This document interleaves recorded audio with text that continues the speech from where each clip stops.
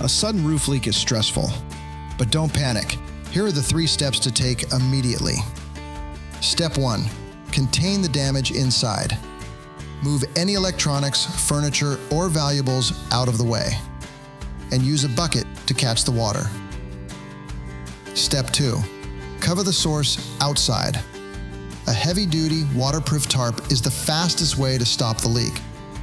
Unfold it and place it over the area you suspect the leak is coming from. Make sure it's flat and covers a wide area. Step 3, secure your temporary fix.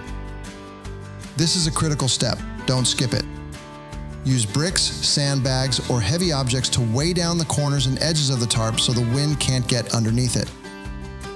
With the leak contained, covered, and secured, you've protected your home from further damage. Be prepared for the next storm. Get your emergency essential at tarpsplus.com.